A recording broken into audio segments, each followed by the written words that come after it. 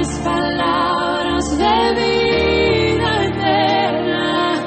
¿Dónde más iré, Dios? ¿Dónde más iré? Tienes palabras de vida eterna. Buenas tardes, hermanos. Dios les bendiga. Gracias, Jaime.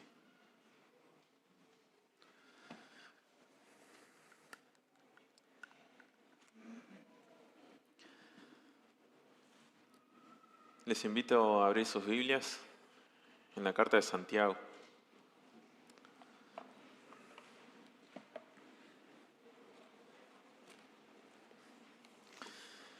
Venimos estudiando con el pastor Sergio la carta a los Hebreos, y justo después de la carta de los Hebreos está la carta de Santiago.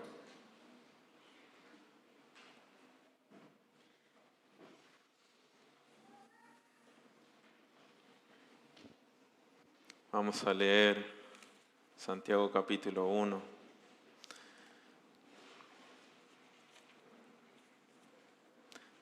Del versículo 1 al 12. Santiago, siervo de Dios y del Señor Jesucristo, a las 12 tribus que están en la dispersión, salud.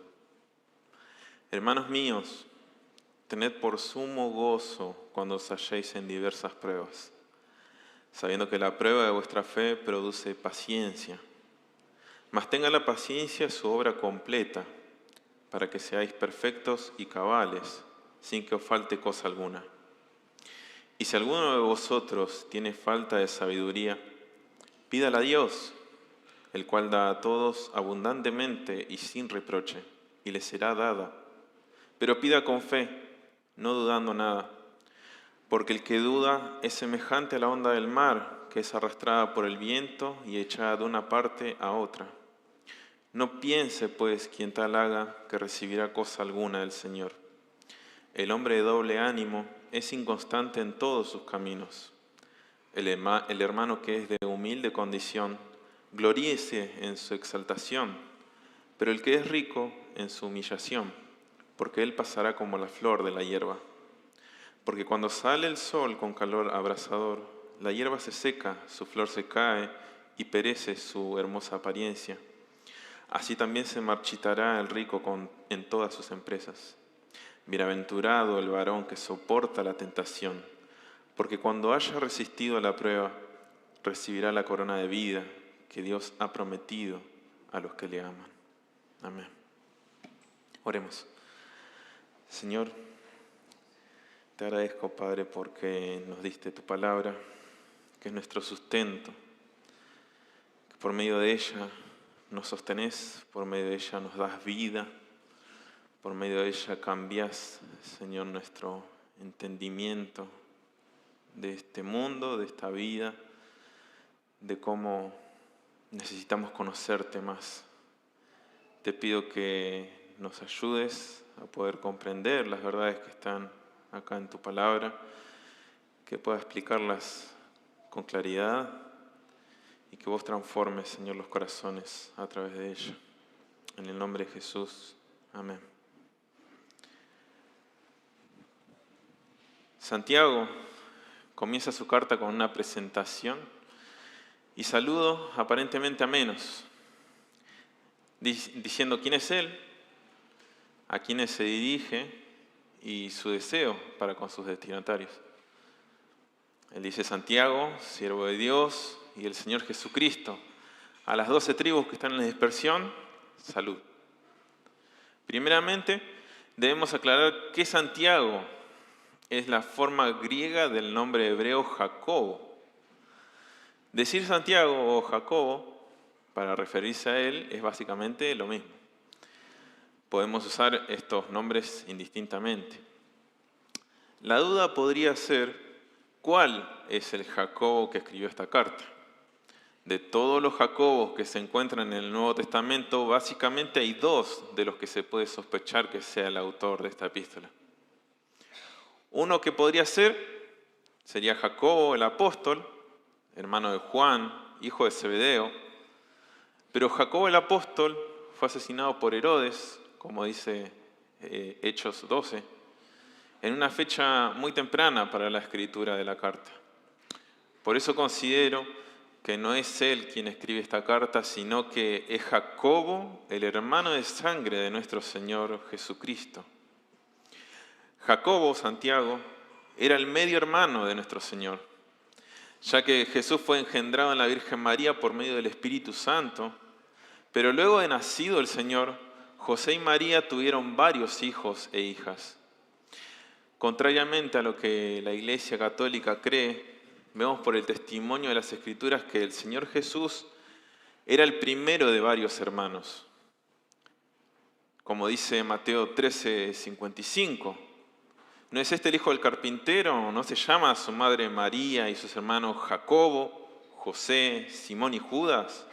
¿No están todas sus hermanas con nosotros? A este Jacobo es a quien en el libro de los Hechos y las epístolas vemos como el líder de la iglesia primitiva. Santiago llegó a ser el pastor principal de la iglesia de Jerusalén. Pero si vemos los evangelios, nos dicen que durante el ministerio de Jesús, ni aun sus hermanos creían en él. Hubo entonces un momento en la vida de Santiago en el que dejó de ver a su hermano Jesús como un simple hombre, para empezar a verlo como el Señor Jesucristo y su Dios, y a verse a Él como su siervo. Esta es la manera en que Él se presenta. Él no va a sacar chapa y decir soy el hermano del Señor Jesús, no. Aunque tendría todo el derecho para hacerlo, ¿no?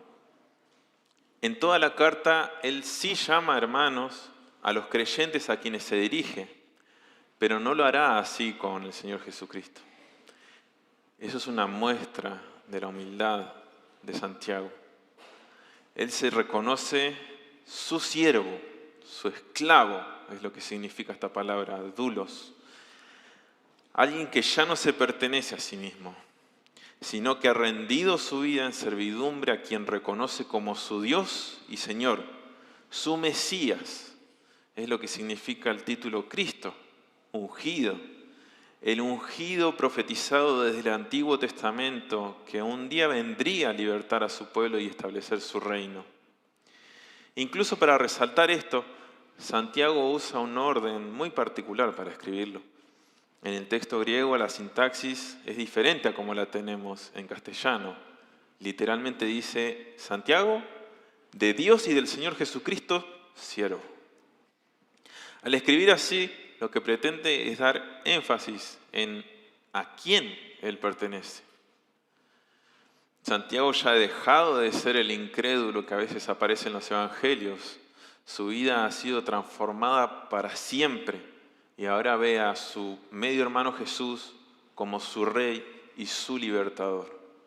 Santiago ahora es un redimido, quien ha sido comprado por la sangre de su glorioso Señor Jesucristo, como lo llama en el capítulo 2, versículo 1 de la carta.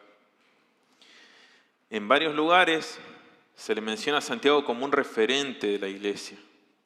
Dice el apóstol Pablo en Gálatas que cuando él se convirtió y recibió el evangelio de parte del Señor, subió a ver a Santiago para confirmar el evangelio recibido. Dice, subí a Jerusalén para ver a Pedro y permanecí con él 15 días, pero no vi a ningún otro de los apóstoles, sino a Jacobo, el hermano del Señor. Aquí lo tenemos. Él es quien preside el concilio de Jerusalén en Hechos 15 y quien es considerado columna, un líder de la iglesia de Jerusalén. Como nos dice Gálatas 2:9, dice Pablo, reconociendo la gracia que me había sido dada, Jacobo, Cefas y Juan, que eran considerados columnas, nos dieron a mí y a Bernabé la diestra en señal de compañerismo, para que nosotros fuésemos a los gentiles y ellos a la circuncisión. El apóstol Pablo comienza sus viajes misioneros a llevar el evangelio a los gentiles, y Pedro, Juan y Santiago se quedan en Jerusalén para ministrar a los judíos. Creo que es justamente a estos cristianos judíos a quienes Santiago se dirige, a las 12 tribus que están en la dispersión. usted puede notar que comienza el libro de Hechos con los apóstoles y los discípulos reunidos en el aposento alto. Jesús asciende al cielo. Los judíos que habían viajado a Jerusalén para la fiesta de la Pascua, quienes pidieron que Jesús fuese crucificado, se quedan en Jerusalén para la fiesta de Pentecostés. Ellos se congregaban anualmente para celebrar sus fiestas y venían de todas partes del mundo. Era un viaje largo, por lo que si tenían una fiesta pegada a la otra, no volvían a sus hogares. Se quedaban hasta que terminaran las celebraciones. Todos estos judíos que se hallaban en Jerusalén son los que escuchan el mensaje de Pedro cuando el Espíritu Santo desciende y entonces él desde el aposento alto les predica. Una gran multitud de ellos se convierte, como 3.000. Y el Señor añade cada día a la iglesia a los salvos. Entonces están todos juntos congregados en Jerusalén, siendo instruidos bajo la enseñanza de los apóstoles. Y se quedan allí. El mandato del Señor había sido que se quedaran en Jerusalén hasta ser investidos de poder, como dice Lucas 24:49. Luego debían ir a llevar el mensaje del Evangelio en toda Judea, Samaria y hasta lo último de la tierra. Entonces lo que sucede a continuación es que el Señor los esparce. Puede notar en el libro de Hechos cómo el Señor es quien soberanamente va llevando a cabo su plan. El día que es asesinado Esteban, dice Hechos 8 que todos fueron esparcidos por las tierras de Judea y de Samaria, salvo los apóstoles. Luego nos dice Hechos 11 que los que habían sido esparcidos a causa de la persecución que hubo con motivo de Esteban, pasaron hasta Fenicia, Chipre y Antioquía, no hablando a nadie la palabra, sino solo a los judíos. Dios los va esparciendo por todo el mundo, en el orden en que Él había dicho, Judea, Samaria y hasta lo último de la tierra, para que lleven el Evangelio. Y es notable que usa la persecución, el sufrimiento, para lograr ese propósito. Ellos tuvieron que huir de Jerusalén a causa de la persecución. Muchos quizás volvieron a sus antiguos hogares, o sus lugares donde residían antes, pero ya no es lo mismo. Habiéndose convertido al cristianismo, ahora están sufriendo. Sufren externamente por parte de todos los que los maltratan, de otras personas, y sufren internamente porque se ven luchando con el carácter de su fe, creyendo que pueden ser solo cristianos teóricos. Pero Santiago los va a llamar a afirmar su fe, a demostrar la validez de la fe viva por medio de las obras prácticas. En cuanto al contenido de la carta, se puede afirmar que es sumamente práctica. Está llena de imperativos, órdenes. No tiene tanto quizás contenido doctrinal como vemos en las cartas de Pablo, por ejemplo, sino son más bien llamados a actuar. Santiago y los otros apóstoles los han pastoreado en otro tiempo a estos destinatarios, a estos cristianos judíos, y les han instruido acerca de las doctrinas. Ahora, con ese mismo corazón pastoral, Santiago los llama a una obediencia práctica. En el comienzo de nuestro pasaje, Santiago empieza su primera exhortación. Él comienza exhortándolos ya en el versículo 1, desde su saludo.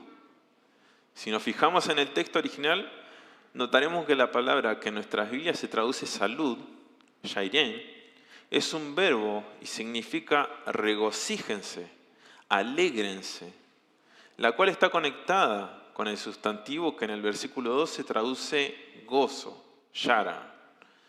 Se les manda a tener gozo. Veremos que en el desarrollo del texto les manda a tenerlo en momentos donde no es tan simple. En las luchas y aflicciones que estaban sucediendo en su vida. Él les va a indicar cómo hacerle frente a las pruebas y cómo atravesar las pruebas con gozo. Así como fue útil esta instrucción para la audiencia original en su momento, pienso que también lo va a ser para nosotros hoy. El tema del sermón es: los creyentes deben atravesar con gozo las pruebas, porque por medio de ellas crecen espiritualmente. ¿Cómo es que logran atravesar las pruebas de esta manera? El pasaje nos presenta 4 cosas que deben hacer. Los creyentes, primeramente, deben persistir con paciencia al atravesar las pruebas. En segundo lugar, los creyentes deben pedir sabiduría para atravesar las pruebas. En tercer lugar, los creyentes deben gloriarse en su condición al atravesar las pruebas. Y en cuarto lugar, los creyentes deben considerar que recibirán recompensas eternas al atravesar las pruebas. Hoy vamos a ver del versículo 1 al 4. Los creyentes deben persistir con paciencia al atravesar las pruebas. Al comenzar el verso 2, vemos que los destinatarios de la carta son creyentes, son sus hermanos, no solo por ser compatriotas judíos, sino porque son hijos de un mismo Padre, Dios. Santiago los considera hijos de Dios y hermanos en la fe de Jesucristo. Pueden notar a través de la carta que cada vez que Santiago va a darles una exhortación, un imperativo, les llama hermanos míos, como una manera amorosa de dirigirse a ellos, con mucha consideración. Y esto pienso, hermanos, que tiene que ser notable para nosotros también, porque muchas veces pensamos que exhortar a otro hermano es retarlo, quizás hasta con enojo, y nos pasamos por alto el amor y la consideración que debemos tener para con ellos, que son al igual que nosotros hijos de Dios. Consideremos entonces este ejemplo de Santiago. Veamos a continuación que Santiago invierte el orden de las palabras nuevamente para dar prioridad y énfasis a lo que directamente quiere decirles, lo que ellos necesitan escuchar, lo que ellos necesitan hacer. Literalmente, él comienza diciéndoles: todo gozo consideren, hermanos míos. Sí, a nosotros nos suena un poco raro leerlo así en castellano, pero en griego era válido hacer este cambio en lugar de las palabras, para resaltar justamente lo primero que deben atender. Santiago desea abrir la carta mostrando la relevancia del gozo, de por qué es tan importante para todo lo que ellos están pasando. Ellos estaban atravesando muchas y diversas pruebas, y para poder verlas desde la perspectiva de que Dios las ve, necesitaban primeramente meditar en la manera en que las pruebas debían llevarles a estar muy gozosos. Como dice un comentarista, la exhortación de Santiago es para que sus lectores reflexionen en lo más íntimo de su ser y como resultado de esa reflexión, de manera consciente y para beneficio propio, adopten una nueva actitud. Vemos a través de la carta que las distintas pruebas que estaban pasando no las estaban encarando como creyentes. Ellos no estaban experimentando gozo, no estaban buscando sabiduría de parte de Dios, hacían diferencia entre los hermanos, exaltaban a los ricos y despreciaban a los pobres. Muchos querían enseñar sin siquiera tener un espíritu enseñable. No dominaban su lengua, se hablaban mal, no pedían a Dios correctamente, eran egoístas, no tenían misericordia hacia los hermanos pobres. En definitiva, estaban actuando como si no fueran creyentes.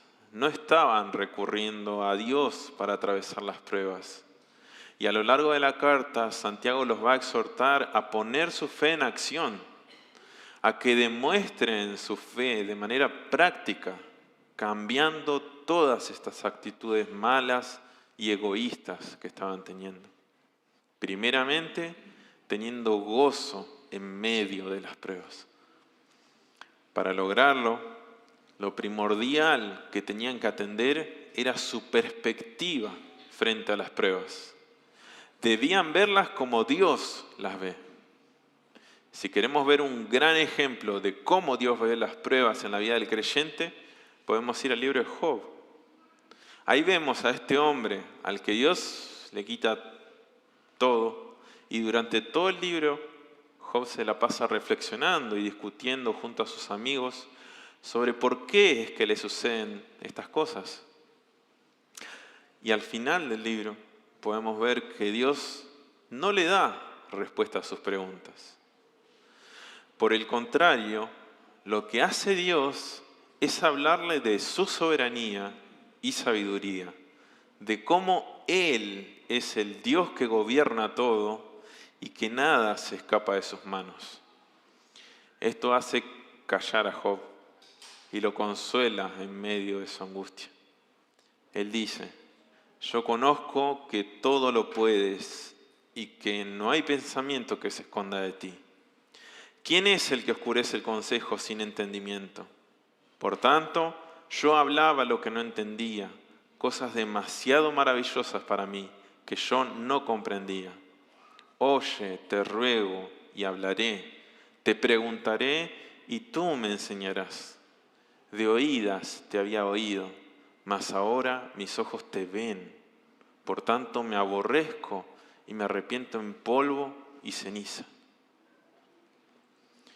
Dios le demostró que Él era un Dios sabio y le demostró que era bueno en sus propósitos. Eso fue suficiente para Job. Eso tiene que ser suficiente para nosotros también. Y a eso mismo nos llama a reflexionar Santiago para tener la perspectiva de las pruebas que Dios tiene. Por eso les dice que tengan sumo gozo cuando se hallen en diversas pruebas. Esto quiere decir, todo el tiempo que caigan en diversas pruebas. Santiago, en primer lugar, da por sentado que van a pasar pruebas, que eso no es algo opcional, sino que va a suceder, es inevitable. Elifaz, uno de los amigos de Job, dice en Job 5:7, pero como las chispas se levantan para volar por el aire, así el hombre nace para la aflicción. En segundo lugar, Santiago les muestra que las pruebas no solamente son inevitables, sino que escapan del control humano. Las pruebas son parte del propósito de Dios. Él las tiene bajo su control, no nosotros. Y las usa como Él quiere, de la manera que Él quiere. Para ilustrar un poco, caer en diversas pruebas sería algo así como una persona que va caminando y ¡pum!, se cae en un pozo. Se levanta y ¡pum!, cae en otro pozo de distinta profundidad y forma. Se levanta y ¡pum!, cae en otro pozo, totalmente distinto a los dos primeros. Eso es caer en diversas pruebas. No podemos controlarlas, simplemente van a venir. Pero el saber que las pruebas están bajo el control sabio y bondadoso de nuestro Padre Celestial debe ser un motivo de gran gozo para nosotros. Sabemos que en sus manos podemos estar seguros, que no importa lo que pase, que someternos a Él, aceptar sus designios y seguir su sabia voluntad es lo mejor que podemos hacer en medio de las pruebas. Y al igual que Job, podemos decir: he aquí, aunque Él me matare, en Él esperaré. Para que un creyente pueda gozarse en medio de las pruebas, debe conocer de manera personal a Dios y experimentar las circunstancias de la vida desde la perspectiva de Dios. Debemos ponernos los anteojos de Dios para ver las pruebas. Samuel Pérez Millos dice: es necesario entender que detrás de cada prueba, permitiéndola, está Dios mismo. Las pruebas, por angustiosas que puedan ser, no son casualidades de la vida del creyente, sino la mano paternal del Padre que trabaja para acrisolar la fe. Por medio de la angustia de la prueba podemos experimentar la realidad de la gracia de Dios. Es en las pruebas cuando todo se nubla y la senda se difumina, cuando el camino se estrecha y transita por el valle de sombra de muerte, cuando las lágrimas son el pan cotidiano. Es ahí donde el creyente mantiene su confianza en Dios, porque sabe que está controlando cada situación. Pero te preguntarás, ¿qué es el gozo? Vamos a decir primeramente lo que no es el gozo, lo que no significa tener gozo. Tener gozo, el gozo bíblico, no es un estado de ánimo, de felicidad simplemente. No es sentirse plenamente satisfecho porque se tiene algo que se desea o porque se disfruta de algo bueno o placentero. No es estar atravesando una circunstancia que produce alegría. No es eso el gozo. Santiago no les está diciendo: ya sé que la están pasando re mal, pero pónganse contentos, ustedes son cristianos, deberían estar contentos. No les dice eso. El sumo gozo, el gozo puro, no apunta a nada que sea transitorio ni fluctuante. No es ponete contento y ya, sin buscar motivos ni porqués. Santiago no nos manda a estar con una sonrisa y emociones alegres a flor de piel ante las pruebas. Eso puede llegar a parecer hasta inhumano, cruel e imposible de sobrellevar. Como dicen algunos, eso de enfrentar la vida con actitud positiva, pase lo que pase, resulta sumamente superficial y pasajero también. El sumo gozo del que habla Santiago apunta a un estado de seguridad en la esperanza continua de saber y entender las virtudes que Dios dispuso que las pruebas produzcan en la vida del creyente. Dios dispuso que cada vez que los creyentes atraviesan una prueba, crezcan, se hagan más maduros espiritualmente. En definitiva, que sean hechos y forjados en el horno de la prueba más a la imagen de Jesucristo. La voluntad de Dios para tu vida es que madures como creyente, pues la voluntad de Dios es vuestra santificación, nos dice 1 Tesalonicenses 4:3. Y Él va a usar el medio de las pruebas para lograrlo. Mira cómo expresa Pedro este concepto, 1 Pedro 1:6. Aunque ahora por un poco de tiempo, si es necesario, tengáis que ser afligidos en diversas pruebas, para que sometida a prueba vuestra fe, mucho más preciosa que el oro, el cual aunque perecedero se prueba con fuego, sea hallada en alabanza, gloria y honra cuando sea manifestado Jesucristo. Un gozo verdadero es un gozo seguro, que se puede vivir con esperanza en las verdades eternas de lo que Dios da a la vida del creyente como fruto de atravesar las pruebas. Santiago no quiere que perdamos de vista la perspectiva que debe tener un creyente acerca de las pruebas. Un creyente no debe ver las pruebas, sea cual sea, como las ve el mundo, como una tragedia o como mala suerte. El creyente está llamado a ver las pruebas como un gran beneficio, como una oportunidad para experimentar el gozo pleno, el gozo puro de entender los propósitos de Dios. Y sabemos que a los que aman a Dios, todas las cosas les ayudan a bien. Esto es, a los que conforme a sus propósitos son llamados. Porque a los que antes conoció, también los predestinó para que fuesen hechos conformes a la imagen de su Hijo, para que Él sea el primogénito entre muchos hermanos, dice Pablo en Romanos 8. ¿Ven lo maravilloso que son los planes de Dios para nuestra vida? No es de insensibles decirles que tengan gozo en medio de las pruebas. Recordemos que cuando todos ellos fueron dispersados en medio de la persecución, Santiago se queda en Jerusalén y allí se enfrenta a grandes tribulaciones, a hambruna y más tarde al martirio.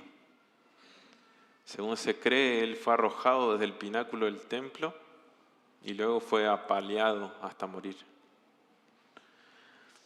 Él les manda a tener este sumo gozo porque es la única forma en que un creyente puede atravesar las pruebas con éxito. Es la única forma en que un creyente puede sobrevivir a las pruebas.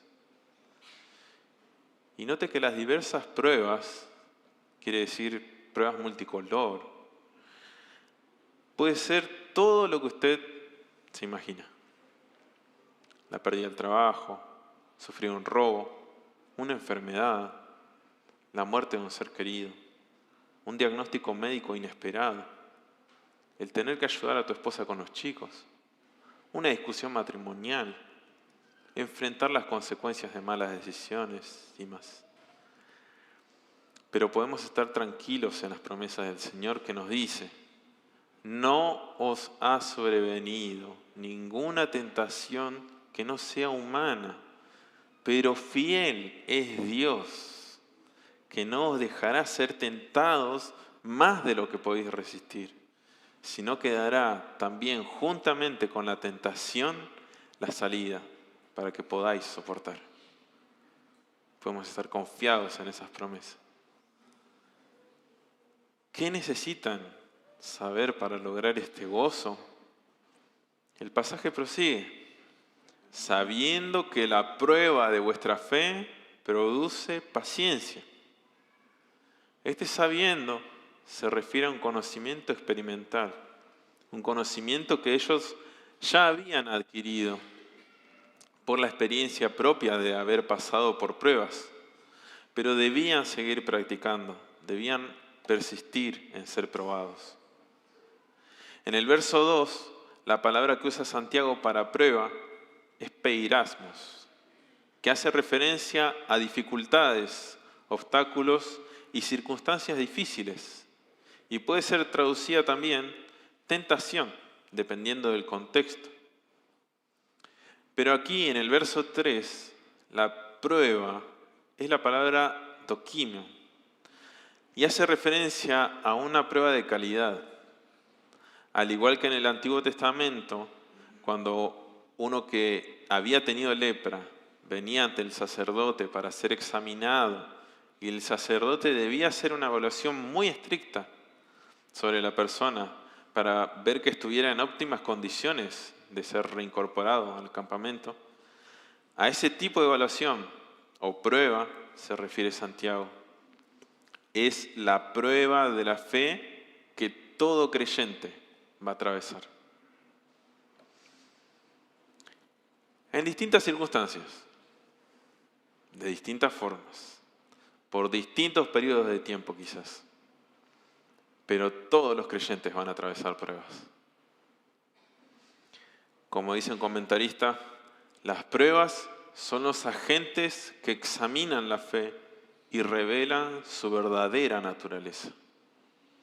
Así como el oro es purificado por el fuego, la fe es purificada a través de las pruebas y fortalecida por medio de ellas. La fe del creyente sale a relucir ante las pruebas. Dios va a probar tu fe para que se vea si es una fe fuerte, una fe madura o una fe débil. En caso de que fuera una fe débil, tu fe seguirá siendo probada hasta lograr el objetivo al que Dios quiere llegar. Es eso lo que el pasaje enseña. La fe probada produce paciencia, esto es, perseverancia, constancia. ¿Sabe usted lo que sucede cada vez que le dice, Señor, dame más paciencia? Bueno, Dios le responde, ok, ahí te mando una prueba. La palabra produce se refiere a una acción que va a continuar la tarea de producción y no se detendrá hasta lograr su fin. En otras palabras, la prueba no va a cesar, sino hasta que logre producir esa paciencia, resistencia, perseverancia en tu vida. ¿Ya lograste ser paciente con las situaciones a las que te toca enfrentarte? ¿Lográs resistir frente a las pruebas con una fe madura que se aferra a Dios y confía en sus promesas? Si tu respuesta es sí, entonces ya no tenés que preocuparte. Esa situación no genera angustia en tu vida. Aprendiste a sobrellevarla con gozo al entender los planes de Dios. Y puede ser que sigan ahí, pero quizás ya no represente una prueba o no sea una prueba tan fuerte para tu vida. Si tu respuesta es no, entonces tampoco tenés que preocuparte, porque la prueba va a seguir ahí hasta hacerte madurar y que finalmente produzcas paciencia y resistencia frente a ella. Y así va a ser, porque uno de los frutos del Espíritu Santo morando en el creyente es la paciencia, como dice Gálatas 5:22.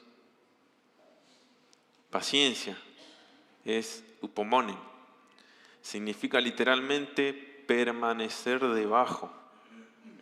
Esta palabra se usa para ilustrar el caso de una persona que lleva una carga muy pesada, pero aunque a medida que avanza la tarea se hace más dificultosa, esa persona no se deja vencer, sino que continúa hasta llegar a la meta. Para ilustrarte, cuando vas al supermercado y haces una compra un poquito grande y venís cargado, ¿cuándo las sentís más pesadas a las bolsas? Cuando estás llegando. Pero no las soltás a las bolsas. No las dejás ahí en el camino porque querés llegar y ya te cansaste. Sino que las seguís sosteniendo hasta llegar. Así es la paciencia de la que habla Santiago. Tener constancia, perseverancia, permanecer resistiendo. Este pasaje no habla de pruebas para ver si uno es o no creyente, sino para ver la madurez de la fe de los que sí son creyentes verdaderos. Como vimos, los hermanos a quienes Santiago les escribe no estaban actuando con fe ante las pruebas. Aunque eran creyentes, estaban actuando de mala manera. Por eso la intención de Santiago en toda la carta es a que hagan patente su fe. Por eso les dice su fe. Por medio de las obras de la fe verdadera, que la fe verdadera tiene que producir. Y esto debe suceder. Las pruebas son, en un sentido, un filtro. Una persona sin Cristo, cuando pasa aflicciones, solo produce una respuesta pecaminosa. Jesús enseñó en la parábola del sembrador que una persona puede oír la palabra, puede recibirla con gozo y creer incluso por un tiempo, pero en el tiempo de la prueba se aparta. Lucas 8:13. Los de sobre la piedra son los que, habiendo oído, reciben la palabra con gozo, pero estos no tienen raíces. Creen por algún tiempo y en el tiempo de la prueba, ahí usa la misma palabra, peirasmos, se aparta. Esta no es la fe verdadera, porque una de las características de la fe verdadera es que persevera, y persevera hasta el fin. Quienes están sin Cristo no son sometidos a prueba. Dios no necesita probarlos porque no hay fe que probar. Ellos, por el contrario, padecen aflicciones y obtienen resultados trágicos. Se enojan contra Dios por lo que les da o por lo que les quita. Levantan su puño contra el Creador. Reniegan de la condición que les toca vivir. Se quejan, lloran desconsoladamente. Le echan la culpa a Dios de todo y no hay arrepentimiento en sus vidas. O por el contrario, puede ser que cuando atraviesan aflicciones en su vida, lo hacen con una actitud soberbia, de orgullo, de falsa humildad incluso, o de superación, sintiéndose unos campeones de la vida. De una u otra forma, está desviado el foco de donde las aflicciones deben llevarlos. Las aflicciones deben conducirnos a depender más de Dios. Deben mostrarnos nuestra debilidad para que recurramos al Salvador. Como dijo alguien una vez, Dios no te pone a prueba para que veas de qué estás hecho. Él te pone a prueba para que veas de qué está hecho Él. Pero para aquellos que rechazan a Dios, las aflicciones solo los alejan más de Él. Déjame decirte que si ves este patrón de queja, irritabilidad, enojo, tristeza u orgullo en tu vida, necesitas arrepentirte de manera urgente y creer en Jesucristo, ir a la cruz, ir al Salvador. Necesitas reflexionar que probablemente no seas creyente. Puede ser que te estés engañando a vos mismo, que estés pensando que conoces a Dios, cuando en realidad no confías en Él como proveedor sabio de tanto lo bueno como lo aparentemente malo en tu vida. O puede pasar que a veces te resulte difícil ver con claridad en tu vida si sos creyente o no. Y estés luchando con estos pensamientos de no estar seguro si sos salvo. La respuesta va a estar en cómo actúas frente a las pruebas. Si abandonás la confianza en vos mismo y confías en el Salvador, si dejás de quejarte, enojarte o entristecerte por las circunstancias que Él trae a tu vida y empezás a aceptarlas y verlas como oportunidades para gozarte, al saber que Dios va a sustentarte en ese dolor y que a través de todo lo que pases, Él quiere darte crecimiento y madurez. Si en lugar de apartarte de Dios, permaneces firme en las verdades del Evangelio, pase lo que pase, aferrado al que prometió que en el mundo tendréis aflicción, pero confiad, yo he vencido al mundo. El pasaje prosigue. Mas tenga la paciencia su obra completa, para que seáis perfectos y cabales, sin que os falte cosa alguna. Acá tenemos un mandato a dejar que la paciencia lleve a feliz término la obra, como traduce la versión NBI. Para que esta paciencia, este resistir ante las pruebas, sea perfecto, completo, y como resultado nosotros seamos perfectos e íntegros. Íntegro sería una mejor traducción de holoclero, que acá en la versión Reina Valera traduce cabales, sin que os falte cosa alguna. Santiago les manda a que el trabajo de producción de la paciencia llegue hasta el final. No lo detengan, no le pongan freno, no lo interrumpan. Eso quiere decir. En definitiva, la paciencia no es el resultado final a que el creyente debe aspirar, sino que el creyente debe dejar que la paciencia ante la prueba obre en él hasta llegar él mismo a ser perfecto e íntegro. ¿Cómo es que interrumpiría yo esa obra?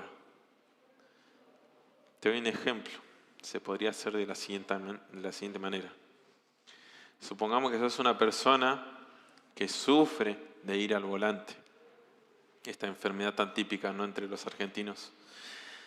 Vas manejando y se te cruza un auto sin poner el giro ni tomar distancia.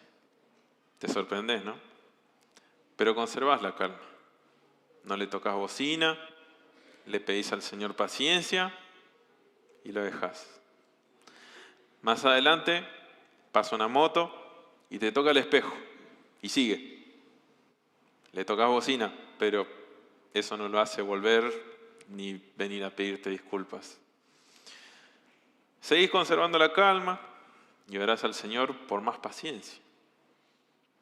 Ya llegando a tu destino, estás por cruzar un semáforo y se te cruza uno que pensó que llegaba.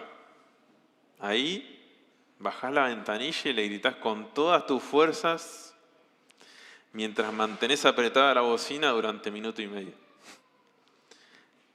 Bueno, perdón, Señor, pero ya me harté.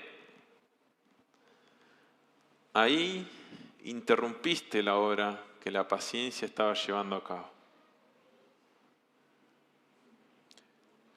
Tu deber era permanecer confiando durante todo el tiempo que dure la prueba.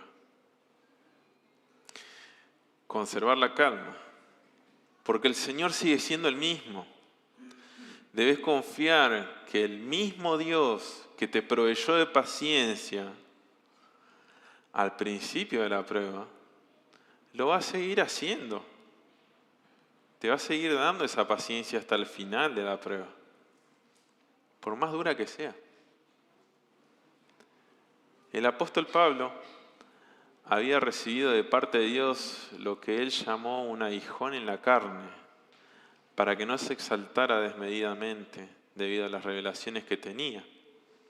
Y él dice, en 2 Corintios 8:9, como leía hoy el pastor Isaías, respecto a lo cual 3 veces he rogado al Señor que lo quite de mí, y me ha dicho, bástate mi gracia, porque mi poder se perfecciona en la debilidad. Por tanto, de buena gana me gloriaré más bien en mis debilidades, para que repose sobre mí el poder de Dios. Él quería que se termine de una vez la prueba, pero el Señor no tenía los mismos planes. Los planes soberanos de Dios son mejores que los nuestros. Esto es un llamado a tener una actitud de sumisión ante las pruebas. Por eso debemos dejar que su mano soberana sobre nosotros nos moldee y nos forme más a su agrado, más como Jesucristo, el cual por el gozo puesto delante de él sufrió la cruz, menospreciando lo oprobio. Jesús padeció las aflicciones más grandes. Cualquier aflicción que padezcas no puede compararse con las de él. Y lo hizo con miras al gozo futuro que obtendría a través de su sacrificio. Y nosotros también debemos soportar y permanecer debajo de las pruebas al saber que somos bienaventurados al soportar la tentación, porque cuando hayamos resistido la prueba, recibiremos la corona de vida que Dios ha prometido a los que le aman. Confiar en esta y cada promesa de Dios forja un carácter íntegro en tu vida. Y es a esto a lo que Santiago apunta como resultado de que la paciencia complete su obra. Sin que os falte cosa alguna. Acá esto sirve como de complemento de lo que dijo anteriormente, que sean perfectos, sería completos e íntegros. Porque si una persona es perfecta, entonces no le falta nada.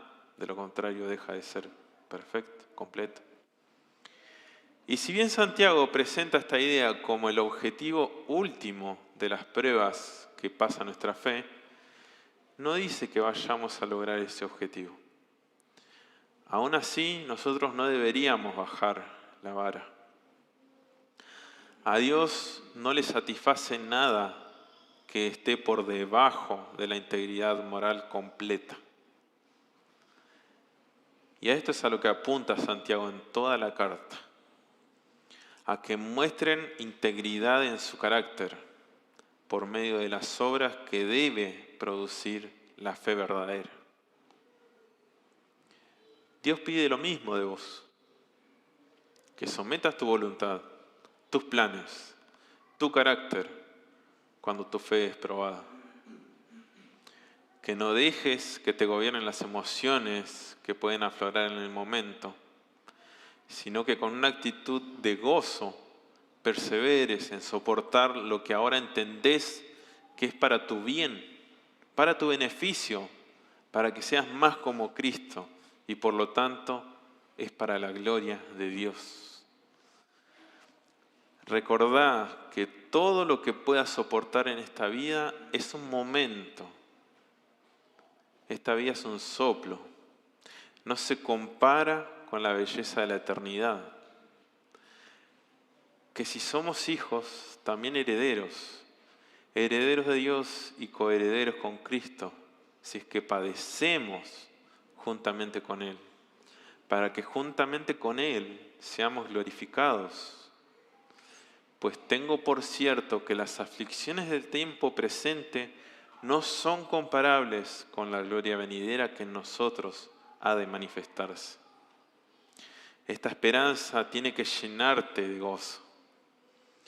También recordá, como decía San Agustín, que de todo lo que Dios pide, Él también da.